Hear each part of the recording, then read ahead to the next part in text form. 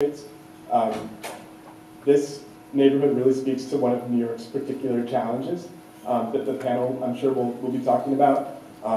We have so many attached structures. We have row houses. We have 300-year-old masonry buildings, and they've survived this long. They're okay. But to FEMA's policies, the really key thing is, are you above or below a certain point? We'll get into that. But if you just think about the sheer amount of buildings that cannot be moved in New York City, it's pretty amazing. So all these little teal parcels are attached or semi-attached structures, and these usually can't be moved. So 40% of buildings in the floodplain in New York City are attached or semi-attached and really can't be moved.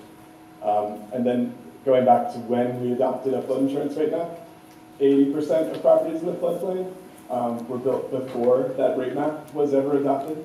So no one had any idea of what the implications of that would be. And just to give you a sense of how big the change is with the flood maps, the average base flood elevation, which I'll explain in a minute, is basically where FEMA's saying, you know, at minimum, you're going to need to have your first floor above this point. Otherwise, you're going to pay a lot for insurance. But that the base flood elevations around the city are going up by an average of over 2 feet. You can see how high they're going up. It varies by borough. Staten Island, the biggest average increase. But this, Catherine would tell me that I should also look at the number of parcels affected, and Queens actually is one of the most impacted because of just the sheer number of properties. And just to look at how this base flood elevation ties together with the cost, you can see just the enormous difference.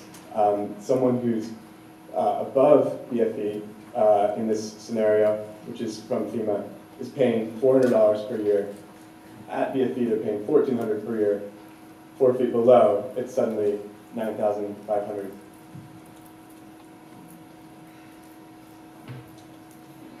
So, this is a really complicated topic. I hope that you've I hope that you've kept up with base flood elevation and semi-attached structures and all of these things. But I wanted to start to explain the complexity without getting to this level. But right here, this is one of the sort of back-end logic trees that Caroline Nagy is sitting here, and she's laughing because she made this, working closely with Catherine and Carrie at the mayor's office to try to really map out just how this all works. Because when you try to explain these very complicated regulations to someone rebuilding their house or building their house to be more resilient, you find that it's so complicated that there's really only a handful of people who could thoroughly explain it. So what we've tried to do is simplify that on our website. We started working with the city, with the Office of Recovery and Resiliency about a year ago. And right around that time, we were all thinking about how do we approach this? How do we really think about how to simplify this issue? And then we all had this great experience. We met Marnie. And so Marnie is here today, and she's the CEO of Caravan Studios. They're a nonprofit in San Francisco that develops technology solutions for social good challenges. And we met Marnie at the JPMorgan Chase Code for Good hackathon. There's a number of people here from JPMorgan Chase today. They're a sponsor, and thank you for the team that's been working with us, as well as Scott from the Office of Technology for Social Good, and Ali, we send our best wishes. But we met Marnie, and we really learned so much about how to use technology to solve a social good problem. We had a team of these are all the people that worked on our hackathon.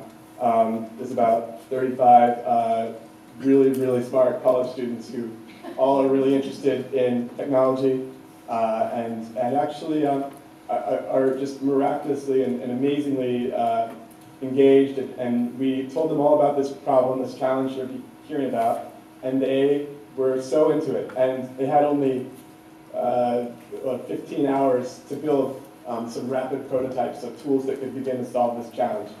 So here's a couple of them. This one begins to show the flood zone. It shows where you are and where the zone is. It's trying to estimate a premium. This is probably not right because it's really hard to do that. They probably made that up. But then on this next one, they use New York Times real estate data to show price trends in neighborhoods that are impacted.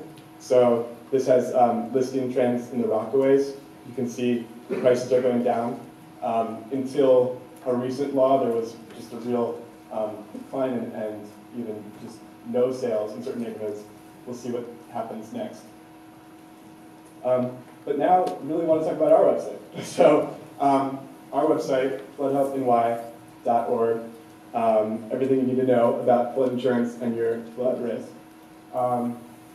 We worked very closely with the team at JPMorgan Chase to build this beautiful map here, which I'm going to show you how it works. And I also want to thank our amazing graphic designer and web developer, Layla Moore and Joey Brunel, who helped us build this incredible website. So let's just take a look. Here, for instance, we've got New York Law School. New York Law School, not in the flood zone now. Next year, they will be in an X zone. That's pretty good. Not a huge change for New York Law School. But we obviously did not build this tool to work about New York Law School. But we did build it quite seriously to talk about neighborhoods like the Rockaways. And the Rockaways is one of the hardest hit neighborhoods. You can see here on the website, once you type in your address, it shows your zone, your current zone, your future zone, your base flood elevation, and then on the following pages, it really breaks down what all that means. And it's all tailored specifically to what your search result is on this map. And just to give you a sense, here's the Rockaways. On the far side, that's today. That's the flood map today.